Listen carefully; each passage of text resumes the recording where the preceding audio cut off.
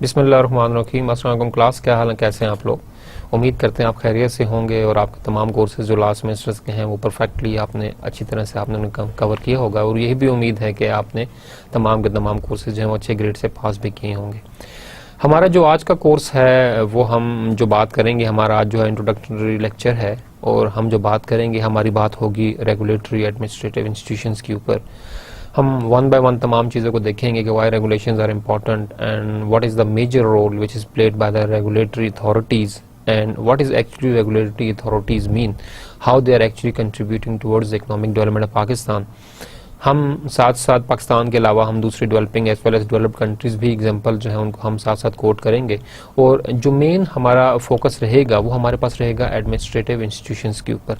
But अगर हमें ये बात समझ आ जाए फर्स्ट ऑफ ऑल कि हमारे पास रेगुलेटरी अथॉरिटी होती क्या है, why regulations are important, why administration is important and किस तरह से जो रूल्स एंड रेगुलेशन है वो एडमिनिस्ट्रेटिव लिंकेज के बाद जो है इंस्टीट्यूशंस को जो है वो ट्रांसफ़र किए जाते हैं।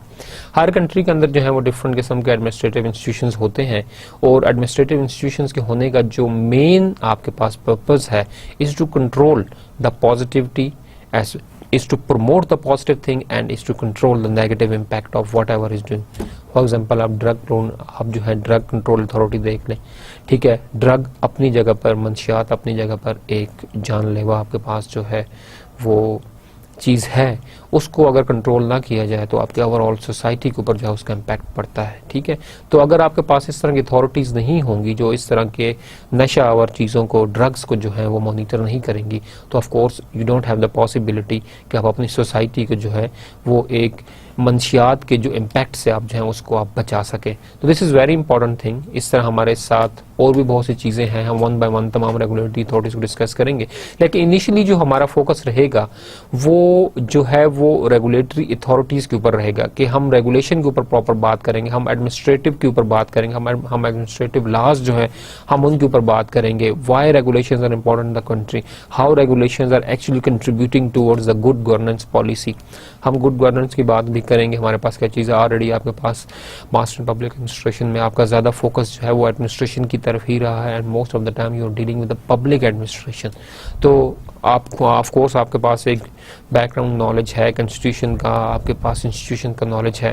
यहाँ पर हमारा जो फोकस रहेगा मेनली हम वो मिनिस्ट्रीज तमाम की तमाम उनको हम वन बाय वन स्टडी करेंगे कि what are the role of ministry, because those ministries are the administrative institutions which are actually providing the rules and regulations to the different institutions. ठीक है, तो वो मिनिस्ट्रीज के साथ साथ हम जो डिफरेंट इदारे हैं जो कि हमारे पास अपना रोल प्ले कर रहे हैं और वो कंट्रीब्यूट कर रहे हैं आपकी सोसाइटी के अंदर, हम उसको भी जो है वो लेकर चलेंगे साथ साथ। तो हमें दोनों चीज़ों को जो है वो लिंक करना होगा। सब्जेक्ट इंट्रोडक्शन की मैं ज़रूर बात करूंगा, but first of all I want to introduce myself. I am doctor Mohammad Shakeel Ahmed. I am assistant professor at COMSATS Institute of Information Technology. COMSATS को आई जॉइन बैक इन 2008। ठीक है, पीएचडी जो मैंने की मैनेजमेंट के अंदर।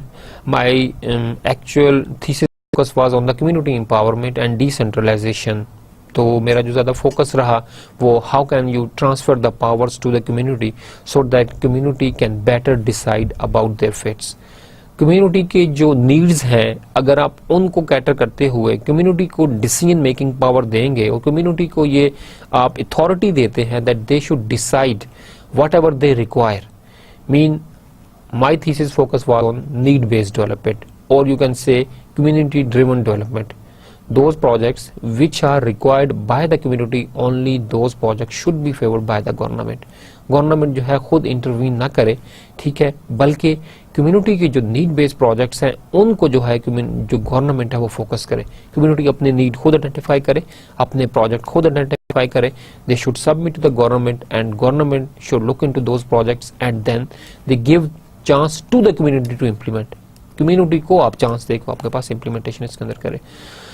कम्युनिटी ओनरशिप का एक कॉन्सेप्ट हमारे पास है, that is also linked with the community empowerment. If you give the power to the community, of course community own करना शुरू करेगी। जब आप किसी चीज को ओन करते हैं कि मेरी मालकियत है, ये मेरा प्रोजेक्ट है, then you can better contribute. So this is somewhat, and then the most important thing is the sustainability. जब आपके पास प्रोजेक्ट सस्टेनेबल होगा, हम टाइम के साथ साथ हम डिस्कस करते रहेंगे कि सस्टेनेबिलिटी क्या है, एम्पावरमेंट क्या चीज़ है, किस तरह से गवर्नमेंट के जो डिफरेंट इंस्टीट्यूशंस हैं वो एम्पावरमेंट के अंदर कंट्रीब्यूट करते हैं, not only to empower the community, also to empower their own employees, also to empower their own institutions. तो ये तमाम चीज़ जो है बहुत एक लॉन्ग लास्टिंग हमारे पास लिस्ट, जिसको हम इंशाल्लाह बात करेंगे। तो मैं अपनी थीसिस के हवाले से मैंने बात की कि कम्युनिटी एम्पावरमेंट का लिंकेज मैंने देखा सस्टेनेबिलिटी के साथ, ठीक है। एंड देन जो मेरा एमएस है, एमएस मैंने मैनेजमेंट के अंदर किया, और एमएस मैंने मैनेजमेंट के अंदर किया कॉमसेट्स एबटाबाद से, and then again it was again in 2007-8 की बात है ये, ठीक है। तो वहाँ पे मेरा फोकस भी local government and good governance की तरफ था, मेरा जो थीसिस का टॉपिक था, and that's why that very topic I am going to teach you on this topic. हम बात करते हैं अपने कोर्स ऑब्जेक्टिव, जैसे मैंने आपको इनिशियली बात की हमारे पास कि we should start with the regulations, कि हमारे पास रेगुलेशंस क्या चीज़ होती है।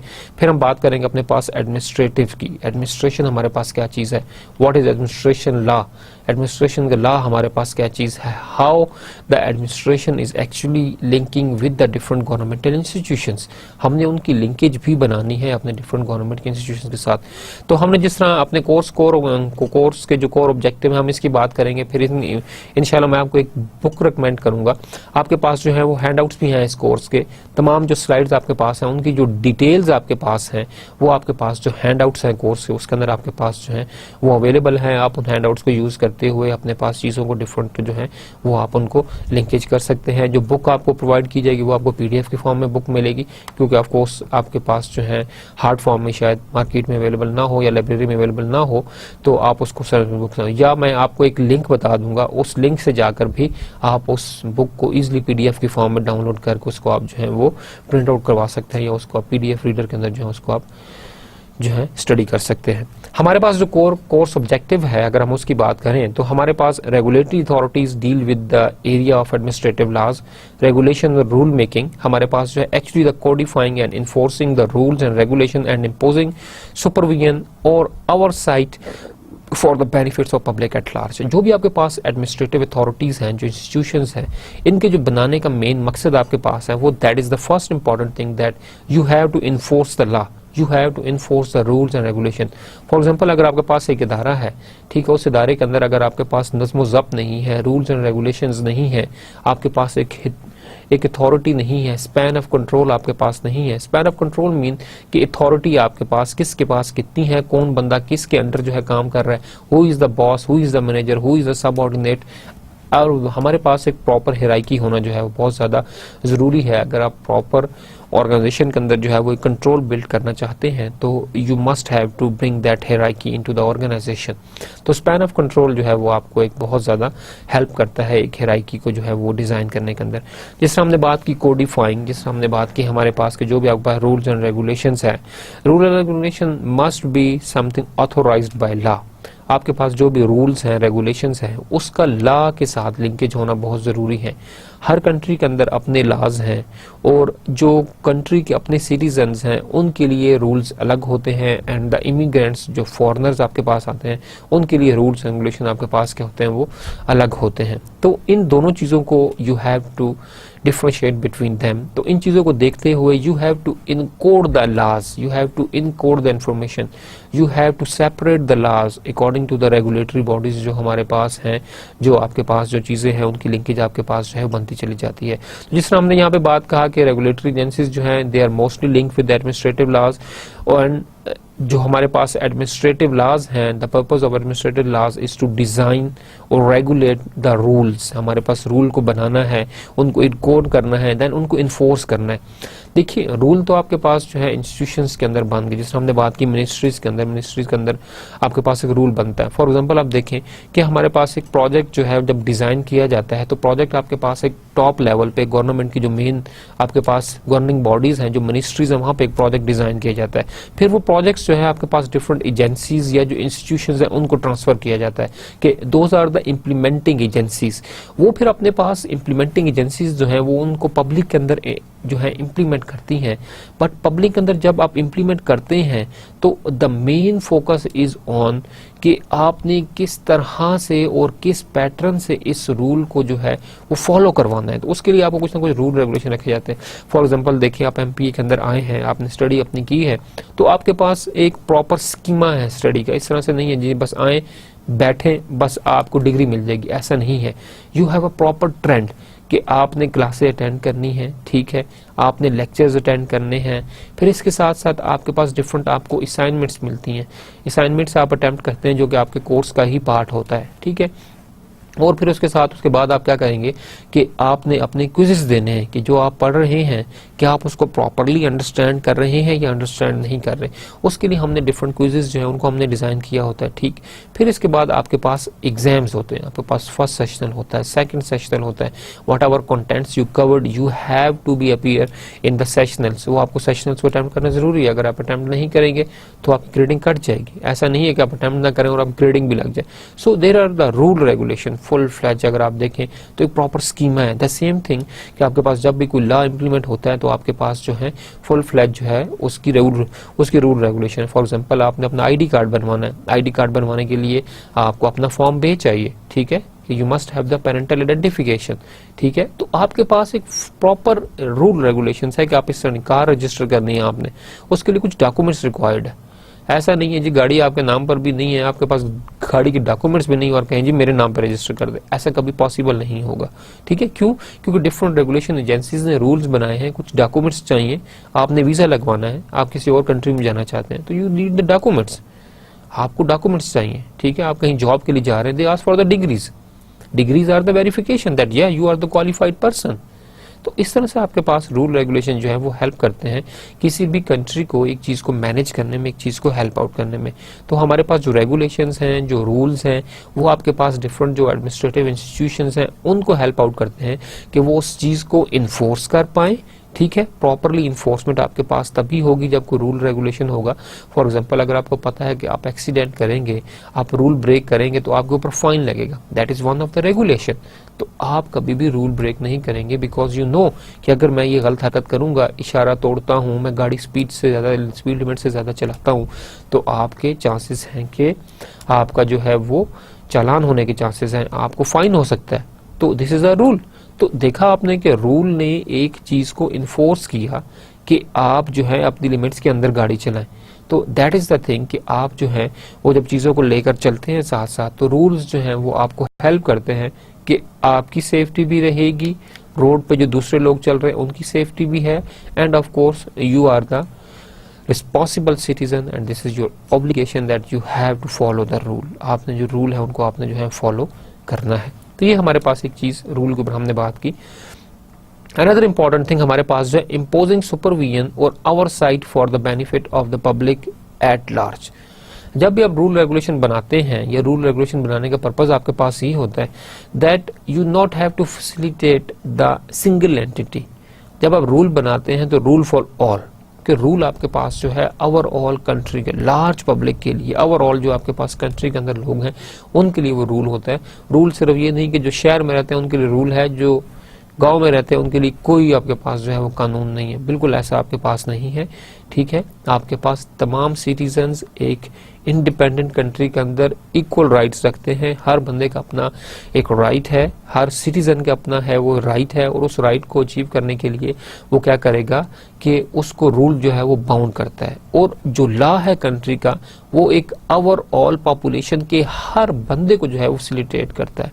तो law is equal for all, हमारे पास इस चीज का पर्पज है, ठीक है। तो जब लॉ बनाए जाते हैं आपके पास, तो इस चीज को देखा जाता है कि आपके अंदर मुल्क के अंदर किस किस्म के लोग हैं, किस किस्म की पॉपुलेशन है, और लोगों का जो है वो एजुकेशन लेवल क्या है, इनकम लेवल क्या है। Then again each and everything को देखते हुए आपके पास जो है वो रूल्स जो है वो बनाए जाते हैं, ठीक है। अगर आप डेवलप्ड कंट्रीज के अंदर बात करेंगे तो वहां पर आपके पास फाइन जो है वो बहुत ज्यादा होता है, because they are very conscious about the laws. आपकी कंट्री के अंदर अगर देखें तो इनकम लेवल हर बंदे का उतना नहीं है, ठीक है। तो उस चीज को जो है वो देखते हुए कंट्रीज जो है वो अपने जो फाइन्स हैं, जो अपने पास डिफरेंट लेजिस्लेशन है, जो रूल्स हैं, वो अपने इनकम लेवल, एजुकेशन लेवल को देखते हुए उन चीजों के मुताबिक जो है वो बनाते हैं। जो रूल्स वहां पर फॉलो हो रहे हैं शायद हम उनको यहाँ प्रॉपरली फॉलो नहीं करवा सकते, ठीक है। There are different complexities, there are the different things, वो हमारे इस कोर्स का पार्ट नहीं है। We are only just discussing the why the rules are important, why the regulations are important and what are these administrative institutions who are actually implementing those rules. ये हमारा जो है वो टाइटल का focus रहेगा। इसके साथ साथ हमारे पास यह है कि some independent regulatory agencies perform investigation और audit and some are authorized to find the relative parties, ठीक है, relevant parties and order certain measures. हमारे पास जिस तरह हमने बात की कि हमारे पास रूल रेगुलेशन जो हैं वो बहुत ज़रूरी हैं एंड इम्पॉर्टेंट है कंट्री की प्रोग्रेस के लिए, और जो डिफरेंट एडमिनिस्ट्रेटिव इंस्टीट्यूशंस हैं वो यही काम करते हैं कि आपके पास जो रूल्स हैं उनको फॉलो करवाते हैं, रूल्स को इम्प्लीमेंट करवाते हैं, रूल्स को डिज़ाइन करते हैं, रूल्स को प्लान करते हैं, ठीक है। चेंजिंग एनवायरनमेंट के साथ साथ आपके पास जो रूल्स हैं वो आपके पास बदलते हैं। रूल्स एंड रेगुलेशंस आपके पास कभी भी यूनिफॉर्म एंड कंसिस्टेंट नहीं होते, ठीक है। With the change, with the trend आपके पास जो है रूल्स चेंज होते हैं। इसके आप आसान से एग्जांपल इस तरह से ले लें कि एक कंट्री के अंदर फॉर एग्जांपल इकोनॉमिक डेवलपमेंट नहीं थी, आपके पास जो है इंफ्रास्ट्रक्चर नहीं था। फॉर एग्जांपल पाकिस्तान में मोटरवे बनने से पहले जो आपके पास था सिर्फ आपके पास एक ही शहर आती, that is the GT road. GT road के ऊपर आपके पास जो रूल्स रेगुलेशन थे वो आपके पास जो पुराने लोग हैं वो जानते हैं कि किस तरह से आपके पास सेटअप था। But with the establishment of motorway आपके पास रूल रेगुलेशन बहुत डिफरेंट हो गए। आपकी जो स्पीड लिमिट है वो आपके पास इंक्रीज हो गई। आपके पास जो रूल रेगुलेशन है वो मोटरवे के जो है वो जीटी रोड से बहुत मुख्तलिफ हैं, ठीक है। फाइन का लेवल भी आपके पास एक अलग है, जो पुलिस का बिहेव करने का तरीका है, पैटर्न है, वो आपके पास बहुत अलग है। आप जो है वो जीटी रोड की पुलिस को ले लें और आप मोटरवे की पुलिस ले लें, I hope the drivers knows the difference कि कितना ज्यादा फर्क है दोनों के अंदर, ठीक है। तो दीज आर द थिंग्स आपके पास विद मॉडिफिकेशन आपके पास जो रूल्स हैं वो आपके पास बदलते हैं। एक ऑर्गेनाइजेशन की अगर हम एग्जांपल लेते हैं, एक ऑर्गेनाइजेशंस के अंदर भी तो रूल रेगुलेशंस आपके पास हैं। ऑर्गेनाइजेशंस भी जो अपने तमाम टेम्परामेंट हैं उसको मेंटेन करने के लिए रूल रेगुलेशन डिज़ाइन करती है। कोई भी ऐसी ऑर्गेनाइजेशन नहीं है आपके पास जो कि रूल्स को जो है वो फॉलो ना करे। रूल्स ही हैं जो कि उस ऑर्गेनाइजेशन की प्रोग्रेस का, मॉनिटरिंग का जो आपके पास के हैं वो सोर्स हैं, ठीक है। और रूल्स जो है वो उस चीज़ को जो है वो आगे लेकर चलती हैं और उसको जो है वो मेंटेन करती हैं। रूल्स का जो हमारे पास मेन इशू है एक ऑर्गेनाइजेशन के अंदर, देखिए आपने रूल बनाए, आपके पास प्रोग्रेस चल रही है, but did you ever thought of the factors which are affecting those rules. आपने एक रूल बनाया, जी हमारे पास जो है वो लेबर यूनियन जो है वो एग्जिस्ट नहीं करेंगे, बट आपके पास कुछ एक्सटर्नल फैक्टर्स भी हैं जो कि आपके पास आपके डिसीजंस को, आपके रूल्स को इम्पैक्ट करते हैं। आपने इंटरनल एनवायरनमेंट तो कंट्रोल की हुई है, जी ऐसा होगा। इंटरनल ऑर्गेनाइजेशन के इंटरनल स्ट्रक्चर के अंदर you are the owner, you are the boss, you are the CEO of that very organization, आप कंट्रोल कर सकते हो। But what about the external factors. External factors में आपके पास बहुत सारी इंपॉर्टेंट चीजें हैं जो कि आपके पास डिसीजंस को आपके इफेक्ट करती है। मोस्ट इंपॉर्टेंट थिंग हमारे पास जो है वो आपके पास पॉलिटिकल एनवायरनमेंट है। आपके पास पॉलिटिकल एनवायरनमेंट आपके पास अगर स्टेबल है तो आपकी इंटरनल एनवायरनमेंट भी स्टेबल होगी ऑर्गेनाइजेशन की। अगर पॉलिटिकल आपके पास इकोनॉमी स्टेबल नहीं है, पॉलिटिकली आपकी गवर्नमेंट जो है वो स्टेबल नहीं है, आपके पास शेयर प्राइसेस गिर जाती हैं एकदम, आपके पास एक छोटा सा बम धमाका होता है, आपकी स्टॉक प्राइसेस कहाँ से कहाँ चली जाती हैं, ड्रॉप आपके पास लेवल हो जाता है। So why this is drop? Because there is linkage between the internal factor as well as the internal factor. आप एक कंट्री की एग्जांपल इस तरह से आप उसको रखेंगे कि हमारे पास जो भी रूल्स रोड्स पर फॉलो हो रहे हैं वो एक कंट्री को जो है उसी तरह से इफेक्ट करते हैं जिस तरह की ऑर्गेनाइजेशन की इंटरनल एनवायरनमेंट को जो है उसके एक्सटर्नल फैक्टर्स जो है वो इफेक्ट करते हैं, ठीक। एक्सटर्नल फैक्टर्स आपके पास बहुत से हैं। अगर हम बात करें एक कंट्री के अंदर जो एक्सटर्नल फैक्टर्स हैं वो कौन कौन से हैं, and of course you have to set the rules and regulation according to those external factors, ठीक है। मैं भी आपको एक एग्जांपल कोट करूंगा कि सिर्फ एक कंट्री के नहीं बल्कि जो फॉरेन कंट्रीज हैं, जो आपके पास डिफरेंट इंटरनेशनल ऑर्गेनाइजेशंस हैं, वो भी आपके पास जो है वो इम्पैक्ट करती हैं आपकी कंट्री के रूल्स एंड रेगुलेशंस को, ठीक। हमारे कोर्स के कंटेंट्स जो हैं वो इसी तरह से हैं कि हमने अपने पाकिस्तान के साथ साथ जो है इंटरनेशनल सिनेरियो को भी हमने जो है उसको भी हमने जो है अपने साथ रखना है, उनको भी हमने साथ लेकर चलना है, ताकि you should know about the Pakistan कि यहाँ पे एडमिनिस्ट्रेटिव लेवल क्या है और किस तरह से जो इंटरनेशनल लॉज हैं, इंटरनेशनल एडमिनिस्ट्रेटिव अथॉरिटीज़ हैं जो कि डिफरेंट चीज़ों को कंट्रोल कर रही हैं, वो किस तरह से आपकी कंट्री की इकॉनमी को या आपके जो लॉज हैं, जो आपके रूल रेगुलेशन उनको जो है वो इम्पैक्ट कर रहा है। ठीक। फॉर एग्जाम्पल आप इस चीज़ की एग्जाम्पल ले लें कि हमारे पास जो एक्सटर्नल फैक्टर्स हैं उसमें main important thing is the technological factor. पहले मैं आपको फैक्टर्स थोड़े बता देता हूँ, तो you must B clear about the external factors जो कि एक कंट्री के रूल रेगुलेशन के इम्पैक्ट कर सकते हैं। First of all is the technological factor. आप टेक्नोलॉजी की इंप्रूवमेंट देखें, एडवांसमेंट देखें, हम इसके ऊपर बात करेंगे हमारे पास क्या चीज़ है। Second most important thing is the socio economic factor. जो आपके पास सोशल एंड इकोनॉमिक फैक्टर्स हैं वो आपके पास इम्पैक्ट करते हैं आपकी कंट्री को एज वेल एज ऑर्गेनाइजेशन के इंटरनल जो आपके पास तमाम प्रोग्रेस है उसको। उसके बाद हम बात करेंगे आपके पास पॉलिटिकल फैक्टर्स। जो पॉलिटिकल फैक्टर्स हैं वो कल्चरल फैक्टर्स आपके पास, एक कल्चर दूसरा culture. You have Pakistan you have 4 provinces. आप 4 प्रोविंसेस के अंदर डिफरेंट 4 कल्चर्स आपके पास पाए जाते हैं, 4 डिफरेंट लैंग्वेजेस आपके पास हैं। इवन आप पंजाब के अंदर देखेंगे तो आपको पंजाब के अंदर डिफरेंट डिस्ट्रिक्ट के अंदर आपको different norms and values and cultures आपको मिलेंगे। हर इलाके का अपना एक सब कुछ है। So you have the diversity in your own country. So what about the other countries? आप दूसरी कंट्री के अंदर जाकर बिजनेस करना चाहते हैं तो आपके रूल्स वहां पर फॉलो नहीं होंगे, because they have the different culture from you. तो you have to follow their rules. उनके अपने रूल्स हैं, रेगुलेशंस हैं, लॉज हैं। जिस तरह हमारे यहाँ हम बाउंडेड हैं कि हमने ये चीज़ ओबे करनी है, similarly being an international foreign investor you have to follow the rules. आपको जो है वो रूल्स फॉलो करने होंगे। तो आपके पास जो डिफरेंट फैक्टर्स हैं एक्सटर्नल, वो आपकी इकॉनमी को, आपकी प्रोग्रेस को जो है बहुत ज़्यादा इम्पैक्ट करते हैं और उनको ऑफकोर्स जो है वो फैसिलिटेशन के साथ साथ आपके पास जो है वो चीज़ें आपके साथ जो है वो मैनेज होती चली जाती हैं। तो आपके पास ऑर्गेनाइजेशन के इंटरनल फैक्टर्स हैं वो तो हमारे पास बहुत से हैं, ठीक है, लीडरशिप के ऊपर ज़्यादा मैनेज करती है बात। पर जो आपके पास एक्सटर्नल फैक्टर्स हैं वो आपके पास बहुत ज़्यादा आपके पास इम्पैक्ट करते हैं। Being a student of MPA you must have the knowledge about the business administration as well, कि बिजनेस एडमिनिस्ट्रेशन आपके पास किस तरह चीज़ों को मैनेज कर रही होती है। बिकॉज जो रूल्स एंड रेगुलेशंस आपके पास हैं, these are not only for the something for the whole public or general, they are also impacting your business, and business is one of the most important thing which is contributing, of course much more contributing in your economy। ठीक है, imports and exports आपके पास different चीज़ें हैं। तो आप थोड़ा सा इस चीज़ के ऊपर गौर कीजिएगा। May be one of your assignment I should focus on that. E commerce के ऊपर कि व्हाट इज ई कॉमर्स, उसका लिंकेज जो है वो आपके पास किस तरह से चीज़ों को जो है मैनेज कर रहा है।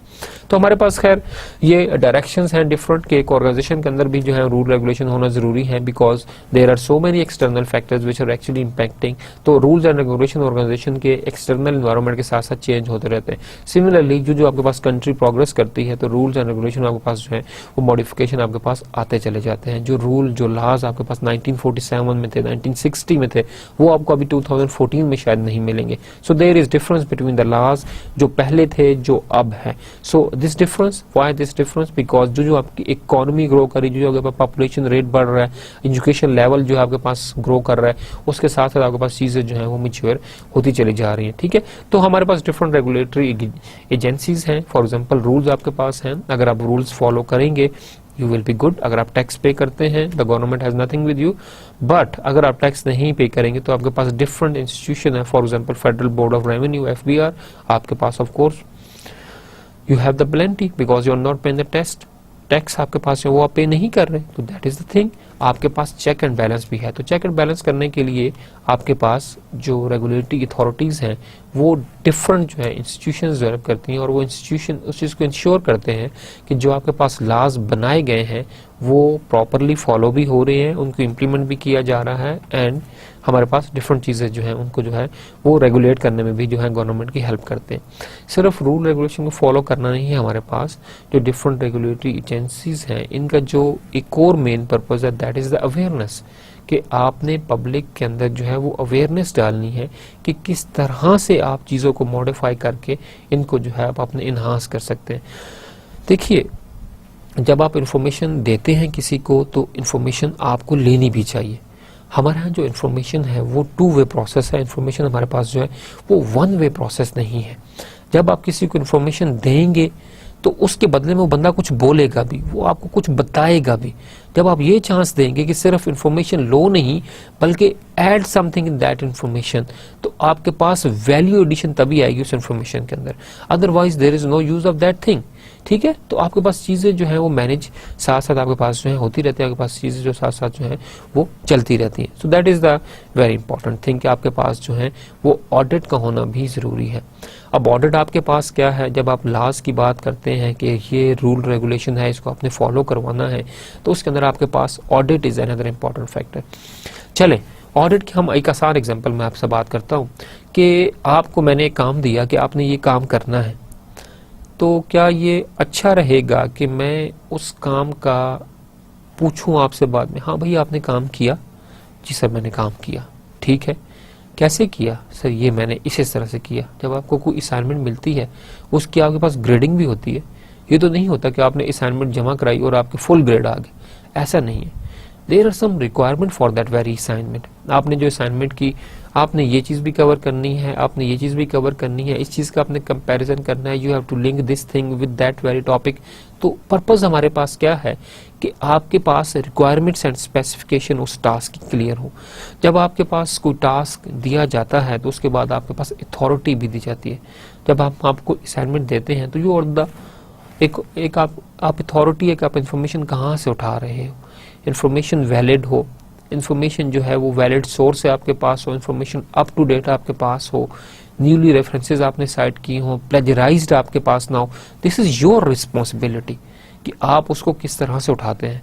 हमारा काम सिर्फ आपको एक कंसेप्ट का देना है, उस कंसेप्ट को इलुब्रेट करना है, देन उस कंसेप्ट की जो डिफरेंट एप्लीकेशन है वो हम आपसे जो है थ्रू असाइनमेंट्स जो है उनको हम जो है वो कवर करवाते हैं। Same is in my case, मेरा यही होगा कि हम प्रैक्टिकल टॉपिक्स पर जो है ज़्यादा फोकस करें। जो आपके पास different implementation administrative regulatory bodies हैं उनके फंक्शनिंग के साथ साथ उनके जो प्रैक्टिकल केसेस हैं उनके साथ में आपके साथ जो है वो बात करेंगे। हम उनके ऊपर जो है हमारी जो है ज़्यादा जो है डिस्कशन हमारी उस तरफ जो है वो हमारा फोकस वहाँ पर रहेगा। तो हम जो बात कर रहे हैं आपके पास कि जब आप किसी को कोई टास्क देंगे तो he must be accountable for that. हम मुसलमान हैं, ठीक है, हमें कहा जाता है नमाजें पढ़ें, रोजे रखें, हज करें, व्हाट एवर डिफरेंट ऑब्लिगेशंस भी हमारे ऊपर लगाएंगी। सिर्फ एक टाइटल नहीं हमें दिया गया मुसलमान होने का। क्यों ये कहा गया? सब कुछ कहा जाता है कि जब आप डेथ होगी आपकी तो उसके बाद आपका हिसाब होगा। सो आपको दुनिया में भेजा गया, चांस भी दिया गया, यू हैव द अथॉरिटी, जो आप करना चाहें आप करें। पॉजिटिव कंपनी में बैठना चाहते हैं पॉजिटिव में बैठे, नेगेटिव में बैठना चाहते हैं नेगेटिव में बैठे। This is up to you, this is your decision. Allah आपको फोर्स नहीं कर रहा कि भैया आप नेगेटिव लोगों में चले जाओ, अल्लाह आपको फोर्स नहीं कर रहा पॉजिटिव लोगों में चले जाओ, अल्लाह आपको नहीं रोक रहा कि आप जो है वो इनोवेटिव काम ना करो, कभी भी ऐसा नहीं होता। वट एवर यू थिंक, जो आप सोचते हैं आप वैसा ही करते हैं, ठीक है। एंड ऑफ द डे जो आपको ये अथॉरिटी दी गई, जो आप काम कर रहे हैं, we are accountable for that, ऐसा ही हमारे पास है। तो आप ये क्यों बिलीव नहीं करते कि एक कंट्री के अंदर आपके ऊपर कुछ लॉज हैं, कुछ रेगुलेशंस हैं, अगर आप वो रेगुलेशन फॉलो नहीं करेंगे तो you must be accountable for that. आपको उसका अकाउंटेबल भी होना चाहिए और होते हैं। That is the very important thing. और ऑफ कोर्स कंट्री जो है इस चीज को मेक श्योर करती है कि एक इंसान को रियलाइज करवाया जाए, भाई ये आपके रूल्स हैं, रेगुलेशन हैं, इसको फॉलो करेंगे, दिस इज योर बेनिफिट। जिसे हम कहते हैं नमाजें पढ़ेंगे तो अगले जहां जाकर आपको जी जन्नत मिल जाएगी। There are different concept. आप ये एक्ट करेंगे, ये करेंगे, अपना इखलाक बुलंद करेंगे, तकवा अपना बढ़ाएंगे, तो these are the different benefits.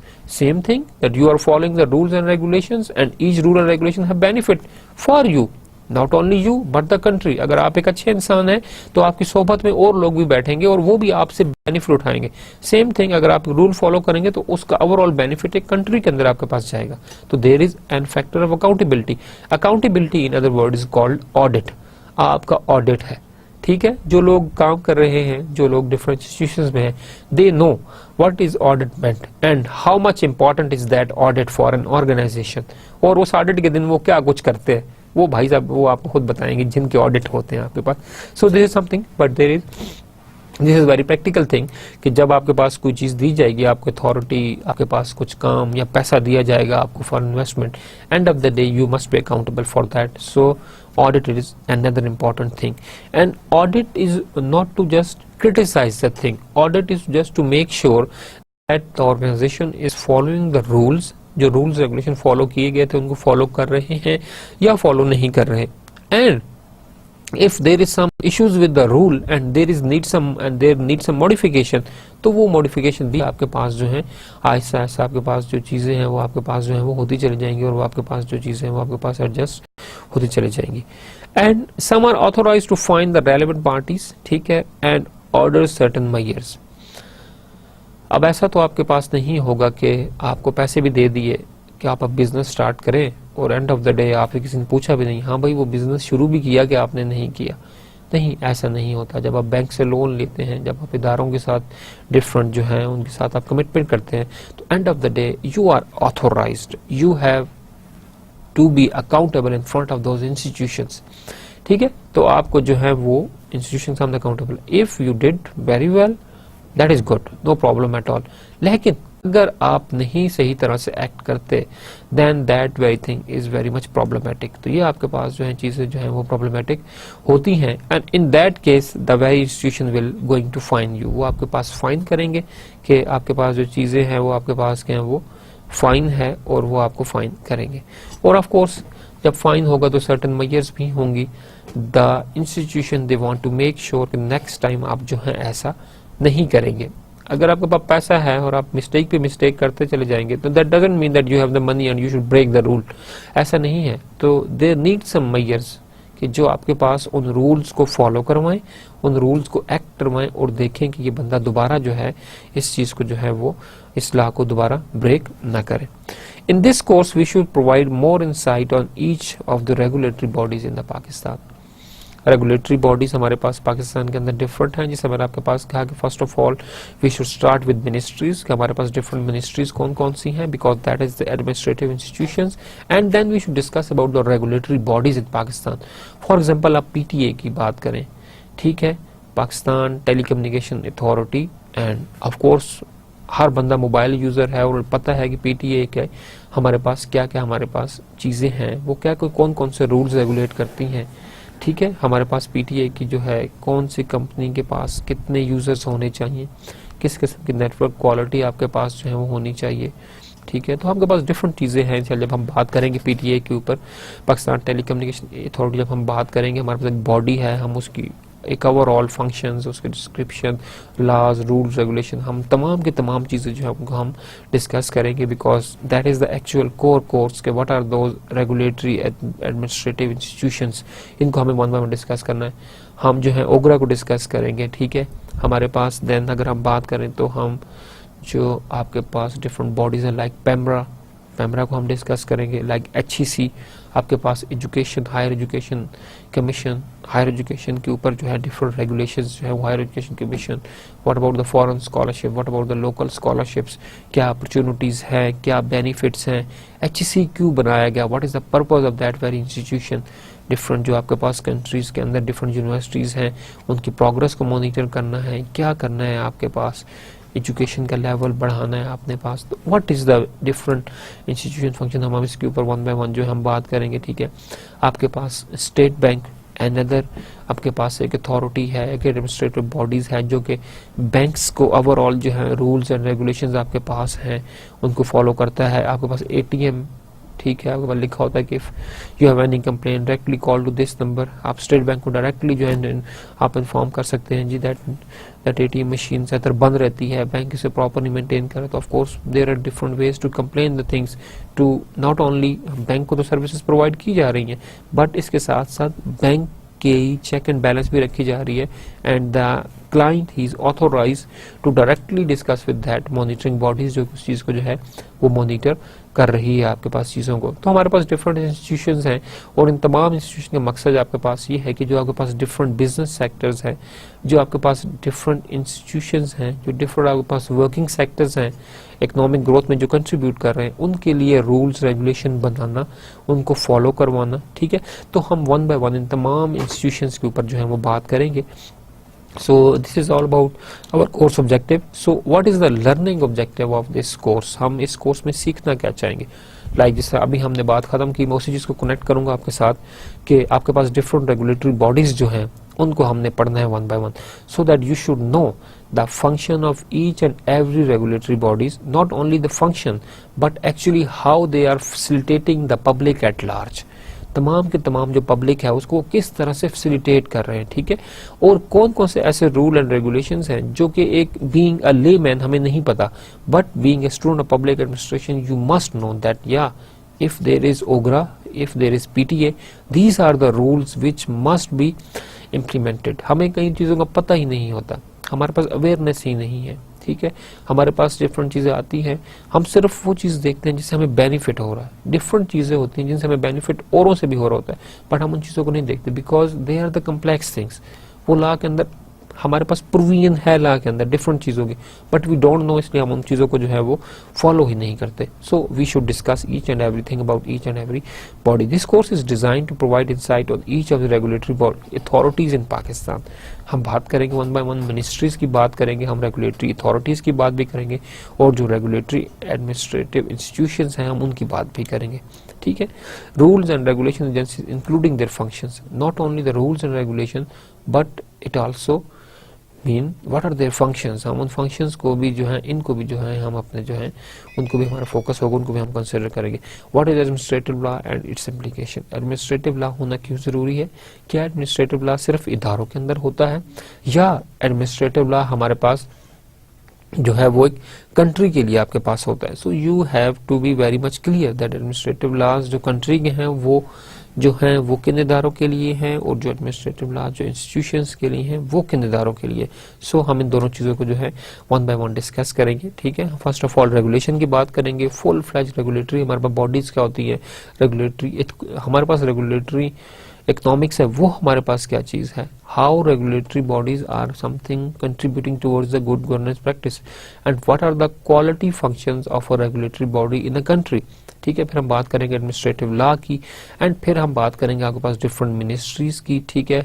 और फिर हमारे पास जो इम्प्लीमेंटिंग इंस्टीट्यूशन लाइक ओगरा, पैमरा, हमारे पास PTA, हम इनको वन बाय वन, HEC, हम इन तमाम चीज़ों को जो है डिस्कस करेंगे। Why regulations are important and how it provide power to the administrative authorities.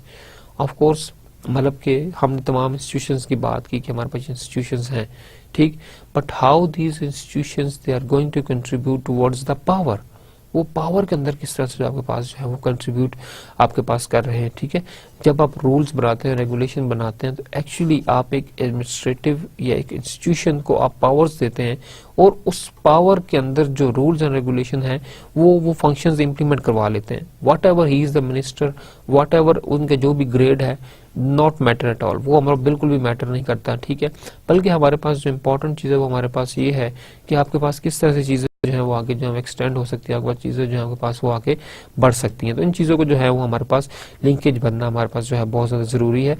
तो हम इस चीज़ को भी देखेंगे हमारे पास कि पावर क्या है, पावर की जो डिफरेंट टाइप्स हैं वो हमारे पास क्या है, because power is one of the important thing जो इन तमाम अथॉरिटीज के पास होती है, ठीक है। And fair use of that power is the thing which actually help the country to monitor and enforce the important laws. अगर ये पावर नहीं होगी तो आपके पास नहीं होगा। फॉर एग्जाम्पल आपको मैंने आपको मैनेजर एक कंपनी का बना दिया, मैंने कहा आप भी मैनेजर हैं। अब अगर मैं आपको मैनेजरियल पोस्ट दूंगा, the most important thing that I should designate some power as well. अगर मैं आपको पावर नहीं दे रहा, आप डिसीजन नहीं ले सकते, बस आप फिर मैनेजर हैं। भाई मैनेजर क्या है? सिर्फ मैनेजर होना तो मेरे लिए कुछ नहीं चाहिए, मुझे अथॉरिटी चाहिए ताकि मैं चीजों को कंट्रोल कर सकूं, मैं चीजों को मॉनिटर कर सकूं, मैं डिसाइड कर सकूं, मैं प्लान कर सकूं, ठीक है। अगर आप ये चीजें नहीं कर सकते तो what kind of manager you are? तो important thing is the power, authority delegation, that is the most important thing. अगर आपको पावर दी जा रही है तो इट मीन कि आपको अथॉरिटी का एक पार्ट जो है वो ट्रांसफर किया जा रहा है, and the most important thing that we have to fulfil the requirement of that authority whatever is required, ठीक है। तो power is most important thing, implement in force to check and balance thing. Otherwise आप power नहीं दे रहे, एक police वाला है वो खड़ा है, आपने लॉ ब्रेक किया, उसने आपको कुछ भी नहीं कहा, ऐसा हो सकता है? ऐसा नहीं होता। He has the power to fine you, कि आपको फाइन करे, आपको जेल ले जाए, वॉट एवर डिफरेंट आपके पास चीजें हैं। Why? Because he is provided authority. और आपको भी इस बात का पता है कि यार अगर मैं ये चीज नहीं करूंगा तो क्या होगा, मेरा चालान हो जाएगा। अब you know that policeman can challan me. अगर ऐसा हो जी फलानी थाने में जाके चालान होगा, तो आप तो पहले अपने लिंकेज यूज करते हो, रेफरेंसेस यूज करते हो, पहले ही आप बात कर लेंगे भाई वहां पहुंचने से पहले बंदा जो है चलो खैर मामला हल होगा। बट ऐसे नहीं है, he can fine you. Motorway police, आपके पास कहीं पर भी आप मिले थोड़ा स्ट्रेट फॉरवर्ड फाइन, और फाइन की गाड़ी पीछे पीछे फिर रही होती है, फाइन जमा करा दीजिए। अनदर इंपॉर्टेंट, तो आपके पास चीजों को इंप्लीमेंट करने का, रैशनलाइज करने के डिफरेंट पैटर्न्स हैं, तो power is most important thing, हम इसके ऊपर भी बात करेंगे। Discussion on each regulatory body in Pakistan, this is one of the most important thing. What will be the outcome? The student will learn how to analyse how different regulatory bodies are functioning and their administrative control, that is the core function जिसके ऊपर हमने बात की। आपके पास सिर्फ bodies का पता होना जरूरी नहीं है, बट उनके फंक्शनिंग, उनके फंक्शन क्या है, how they are actually facilitating, and the most important thing that what is their administrative control, वो किन किन चीजों को कंट्रोल कर सकती हैं, किन किन चीजों के ऊपर उनकी अथॉरिटी है, ठीक है, और किन चीजों को जो है वो फैसिलिटेट कर सकती हैं। सो that is the most important thing जिसको हमें जो है वो फोकस करते हैं, जिसको हमें जो है वो इसको हमें चलाना है। So this is the very important thing that course outline. We should start with the regulatory agency. What is meant by the regulatory agencies? Regulatory agencies किस तरह से होती हैं, इनका फंक्शन क्या है, क्यों रेगुलेटरी एजेंसीज होनी चाहिए, एक कंट्रीज के अंदर एक फंक्शन क्या हो सकता है इसका, what are the functions of regulatory agencies, history of the regulatory body, we should discuss about nationalisation in Pakistan, this is one of the important thing कि जहाँ से आगे पास रूल्स जो है बनना शुरू हुए, रूल्स फॉलो आगे पास होना शुरू हुए। Then after nationalisation there is a concept of privatisation, के प्राइवेटाइजेशन आपके पास क्यों जरूरी है। Then procedure to create and implement regulations, then we should discuss about the administrative law, then we should discuss about the empowerment, that is the most important thing कि हम सिर्फ अपने इदारों को पावर नहीं देंगे, सिर्फ पावर देंगे। अच्छा, एक और बात, चले आपसे एक आसान, इस टॉपिक पे हमारी एक लॉन्ग डिस्कशन है, बट हमारे पास क्योंकि इंट्रोडक्टरी सेक्शन है इसलिए हम थोड़ी थोड़ी बातें ऐड करते रहे ताकि आप अभी से उस चीज के लिए जो है मेंटली आप जो है उस चीज के लिए रेडी रहें। एम्पावरमेंट, मैंने आपको एक अथॉरिटी दे दी और मैंने कहा जी आप ये डिसाइड करें और आप इसको इम्प्लीमेंट करें। मुझे आप बताएं कि मैंने आपको कहा आपकी डिग्री जो है वो आपने किया हुआ है मास्टर इन बिजनेस एडमिनिस्ट्रेशन, ठीक है, मैंने आपको मैनेजर लगा दिया एक आईटी सॉफ्टवेयर हाउस का। अब मुझे ये बताइए आप कि क्या आप वहां पर प्रॉपर फंक्शनिंग कर पाएंगे? Most of the answer I believe is no, क्योंकि that very industry is not relevant with your expertise, क्योंकि वो आईटी सेक्टर है, वहाँ प्रोग्रामिंग है, वहाँ प्रोग्रामिंग लैंग्वेजेस की बात होती है, वहाँ सॉफ्टवेयर की बात होती है, वहाँ पे आपके पास डिफरेंट मॉड्यूल्स की बात होती है, ठीक है, डिफरेंट लैंग्वेजेस की कनेक्टिविटी आपके पास है, डिफरेंट आपके पास सॉफ्टवेयर, तो उनकी बात होती है। तो you are not very right person for that thing. तो आपके पास अगर उस वेरी सेक्टर की या जो काम हो रहा है उसके आपके पास इंफॉर्मेशन नहीं है तो क्या आप उस काम को कर पाएंगे? आई बिलीव नो, आप उसे सही तरह से नहीं कर पाएंगे। उसका जो राइट पर्सन है वो वही है जिसके पास सॉफ्टवेयर की आपके पास जो है वो नॉलेज हो। जो बंदा सॉफ्टवेयर का बंदा है वो बेहतर जानता है कि सॉफ्टवेयर इंडस्ट्री के अंदर कौन कौन सी चीजें होती हैं, अगर ये प्रॉब्लम आएगी तो इसका ये सोल्यूशन होगा, फलानी जगह पे अगर मैं अड़ गया हूँ तो फलानी लैंग्वेज जो है मुझे यहाँ पर आगे सपोर्ट करेगी, फलाना सॉफ्टवेयर जो है फ्री अवेलेबल है, फलाने सॉफ्टवेयर को मुझे इतनी ज्यादा जो है वो फी पे करनी पड़ेगी। तो देयर आर डिफरेंट थिंग्स जिन चीजों को आपको जो है लेकर चलना है और उन चीजों को आपने जो है वो मैनेज करना है और करवाना है, वट एवर आपके पास डिफरेंट चीजें हैं। तो एम्पावरमेंट सिर्फ जो है आपके पास पावर देने का नाम नहीं है, बल्कि empowerment is consist of four main important thing.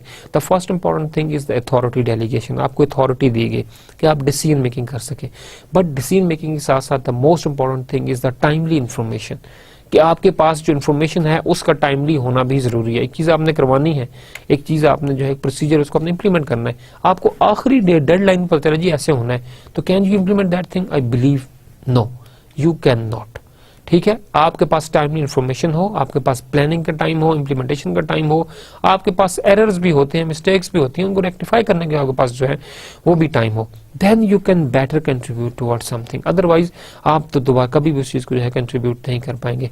तो फर्स्ट थिंग हमने बात कहा कि आपके पास अथॉरिटी हो, सेकंड हमने बात कहा कि आपके पास जो है वो इंफॉर्मेशन हो। The most important thing is the training, कि आपके पास ट्रेनिंग भी होनी चाहिए। Whatever you are doing, सिर्फ इंफॉर्मेशन से काम नहीं चलेगा, सिर्फ अथॉरिटी से काम नहीं चलेगा, but whatever you are doing you must have the capacity to do that thing, you must be a skilled person. आप स्किल्ड पर्सन होंगे तब आप उस चीज को जो है वो कर पाएंगे, अदरवाइज आप उस चीज को दोबारा उस चीज को आप कभी भी जो है वो नहीं कर पाएंगे। ठीक है, तो वो चीजें आपके पास जो है बैलेंस होना जो आपके पास बहुत ज्यादा जरूरी है। And then the last important thing is the accountability audit. आपको हमने अथॉरिटी दी, आपको हमने इंफॉर्मेशन दी, आपको हमने ट्रेनिंग दी, आपकी कैपेसिटी हमने बिल्ड की, and the lastly you are accountable, because training भी है, इंफॉर्मेशन भी है, अथॉरिटी भी है, काम क्यों नहीं हुआ, ठीक है। तो ऑफ कोर्स नाउ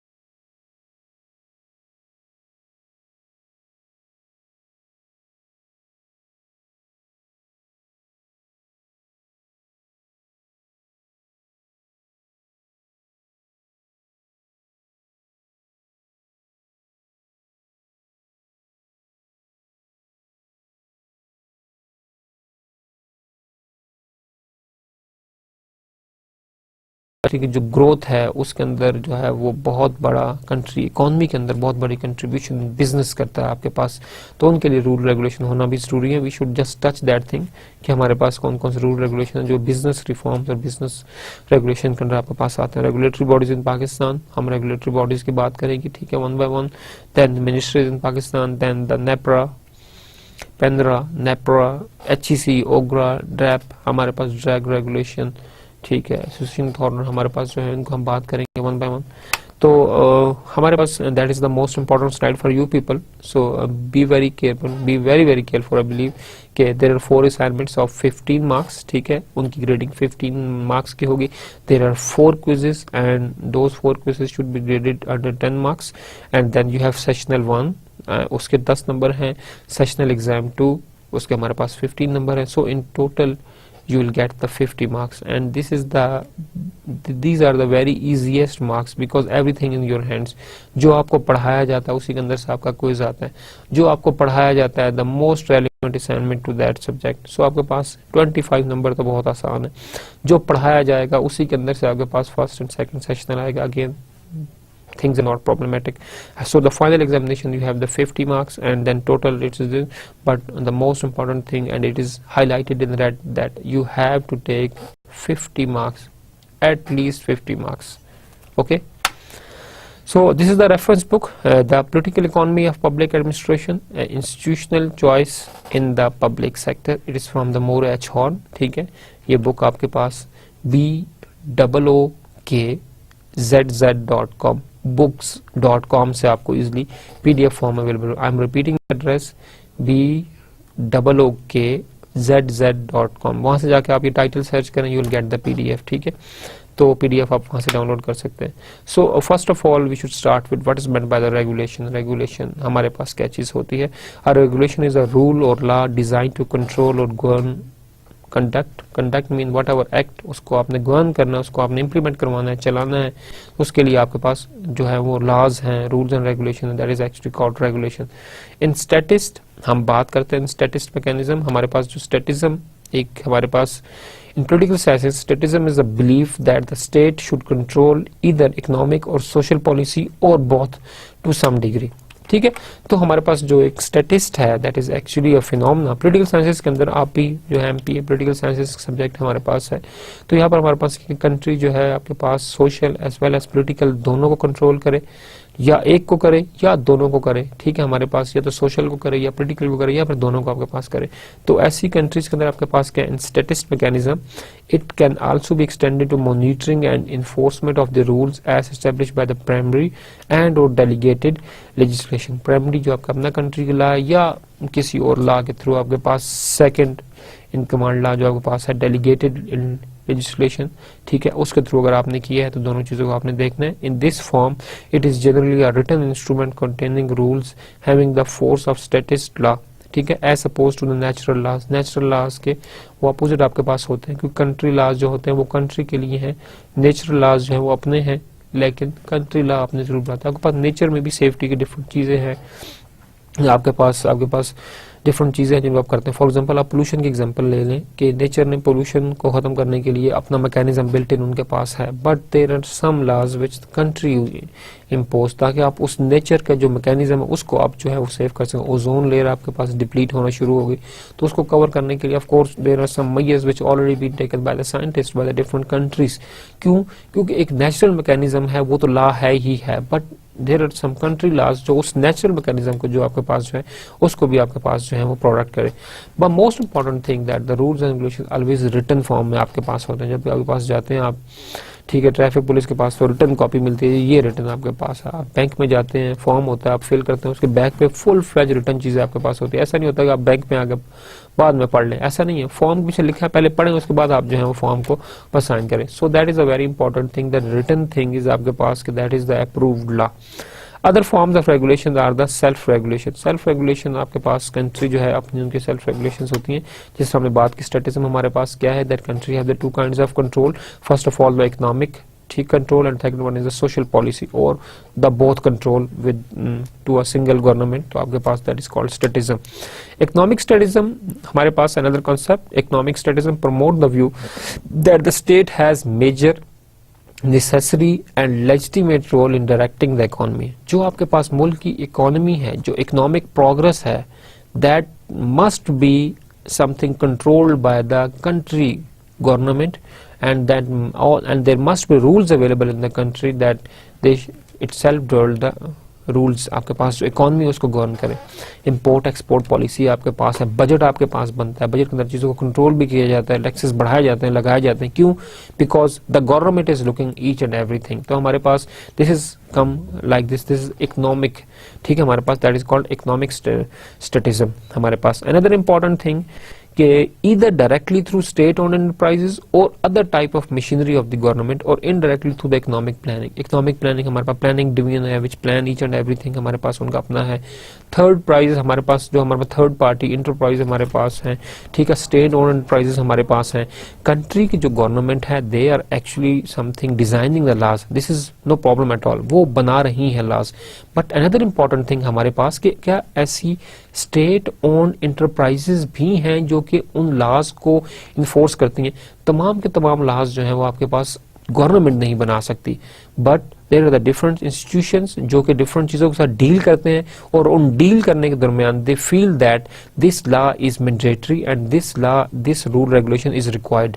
तो वो जो डिफरेंट इंटरप्राइजेस हैं वो अपने तौर पर जो है डिफरेंट रूल्स बना लेती हैं, ठीक है, and that is of course they have no, those laws are not contradictory with the state government laws. Of course उसको फोकस कर रहे होते हैं, उन लॉज को वो फैसिलिटेट कर रहे होते हैं, बल्कि उनको वो जो है कॉन्ट्रडिक्ट आपके पास नहीं कर रहे होते। सो that is the very important thing in the economic स्टैटिज्म कि आपके पास जो कंट्री की इकोनॉमिक है उसको जो है आपकी जो स्टेट गवर्नमेंट है वो पॉलिसीज डिजाइन करे और वो जो है उसको लेकर आपके पास आगे चले। So there is other important thing we discuss that indirectly through economic planning, ठीक है, इकोनॉमिक प्लानिंग आपके पास गवर्नमेंट तो कर रही होती है, but being a businessman you have to plan your own economy कि whatever businesses you are running your own country, क्या वो आपको प्रॉफिट देंगे, और you should go across the border कि आप जो है किसी फॉरेन बिजनेस में भी साथ साथ इन्वेस्ट करें, ठीक है। तो that is indirectly, but you are contributing to the economy. आप फॉरेन में इन्वेस्ट करें, again the money is coming to Pakistan, again you are contributing to the economy, but it is indirectly, not through the government side. Okay जी, next हमारे पास जो बात हमने की वो हमारे पास है स्टेट इंटरवेंशनिज्म। हमारे पास जो स्टेट इंटरवेंशनिज्म है that is the most important thing, जिस तरह हमने बात की स्टेटिज्म, बट इसके डिफरेंट हमारे पास कंसेप्ट है। The statism is sometimes used to refer to the market economies with large amount of government intervention. आपके पास मार्केट इकोनॉमी है, मार्केट बेस्ड इकोनॉमी आपकी, बट गवर्नमेंट इंटरवेंशन जो आपके पास ज्यादा है, rules and regulation from the government side वो आपके पास जो है ज्यादा इम्पोज किए गए हैं। रेगुलेशंस और इन्फ्लुएंस ओवर द मार्केट और mixed market economy. Mixed market के आपके पास एक होती है फ्री मार्केट, जहां पर आपके पास गवर्नमेंट के रूल रेगुलेशन आपके पास नहीं होते। फॉर एग्जांपल आप पाकिस्तान में देखते हैं हमारे पास तो वी आर टोटली मीन हमारे पास जो है वो गवर्नमेंट इंटरवेंशन आपके पास है, स्टेट टोटली कंट्रोल करती है। पर आप चले जाएं जरा कारखानों की तरफ, पिशावर वाली साइड पे, ऑफ द रिकॉर्ड बता रहा हूँ, कारखानों वाली साइड पे आप लोग चले जाएं, ठीक है, आप जरा 100 वाली साइड पे चले जाएं, आपको 1 लाख रुपए की 2 लाख रुपए की अच्छी से अच्छी करोला, बेलिनो, अच्छी सिविक गाड़ी मिल जाती है। क्यों कि वहां पर आपके पास रूल रेगुलेट फ्री मार्केट्स है, आपके पास ऐसा टैक्स नहीं है, ठीक है, टैक्स फ्री जोन है आपके पास वो वाले। तो अगेन आपके पास डिफरेंट रेगुलेशंस हैं जो कंट्री कंट्रोल करती है। अगेन हमारे पास economic thing that we have the economic interventionism asserts that the state has the legitimate or necessary role within the framework of capitalist economy. We should discuss that what is meant by capitalist economy by intervening in the market, that government has to intervene in the market, ठीक है, ताकि वो market के अंदर जो rule regulation उनको भी जो है वो कंट्रोल करवा सके, attempting to promote the economic growth and trying to enhance the employment level, ठीक है। आपके पास इकोनॉमिक ग्रोथ के साथ साथ आपके पास जो एम्प्लॉयमेंट का लेवल है वो भी आपके पास बढ़े। जब आपके पास गवर्नमेंट स्टेट जो है रूल रेगुलेशन बनाएगी बिजनेसेस के लिए, तो ऑफ कोर्स आपके साथ साथ के आप जो है वो कंट्रीब्यूट करेंगे उसके साथ साथ अपने पास दूसरा इकोनॉमिक में, तो आपके पास प्रॉफिट है, पाकिस्तान में पैसा आ रहा है, जनरेट हो रहा है मनी, तो ऑफ कोर्स कंट्री की इकोनॉमिक प्रॉस्पेरिटी में you contributing, but of course you are also when you are expanding your business you are creating the opportunity of the employment, so actually you are contributing towards that thing also, ठीक है, कि economy में with profit money के साथ साथ आप जो है लोगों को जॉब्स दे रहे हैं, वहां पर भी आपकी कंट्रीब्यूशन आपके पास है। So what is the capitalism? Capitalism is an economic system in which the trade, industry and the means of production are controlled by the private owner with the goal of making profit. So capitalism economy के अंदर आपके पास seems like कि आपके पास government का control नहीं होता, because it's a profit making business. तो profit government जो है that is the service oriented thing. Why there are the governments in the country? Because कि पैसा जो है वो इक्वली सर्कुलेट किया जाए तमाम की तमाम सोसाइटी के अंदर, 2-3 लोगों के पास पैसा आपके पास ना रहे, ठीक है। फ्री मार्केट इकोनॉमी में ऐसा होगा, बट आपके पास जो एक गवर्नमेंट कंट्रोल इकोनॉमी है वहां पर आपके पास ऐसा नहीं होता, ठीक है। तो बट कैपिटलिज्म व्यू जो आपके पास है ये एक ऐसा सिस्टम है जहां पे आपके पास trade, industry and the mean of production whatever your manufacturing industry are controlled by the private owners, so there is no government control. So each and everything जो भी पैसा आ रहा है that is only part of that एक owner के पास जा रहा है, ठीक है। जबकि गवर्नमेंट के पास जब एक प्रॉफिट आता है, टैक्स आता है, तो वो टैक्स, वो प्रॉफिट, जितना भी चीज आ रही है, पैसा इकट्ठा हो रहा है आवाम का गवर्नमेंट के पास, again that is being scattered, that is being spent on the different government services, ठीक है। गवर्नमेंट जो है डिफरेंट लोगों को डिफरेंट सर्विसेज देती है, डिफरेंट उनको जो है फैसिलिटीज देती है, और फैसिलिटीज की वजह से आपके पास क्या होता है, आपके पास जो है एज आपको मिलता है और आपके पास चीजें जो है वो आगे आपके पास जाती हैं। तो गवर्नमेंट के पास जो पैसा जाता है वो एक्चुअल में आपके पास जो अवाम है उसको सर्विसेज, उसी पैसे के बदले में आपके पास जो है सर्विसेज आपको जो है वो डिफरेंट दी जाती हैं। स्टेट सोशलिज्म, हमारे पास state socialism broadly refer to form of socialism based on state ownership of the mean of production and state directed allocation of the resources.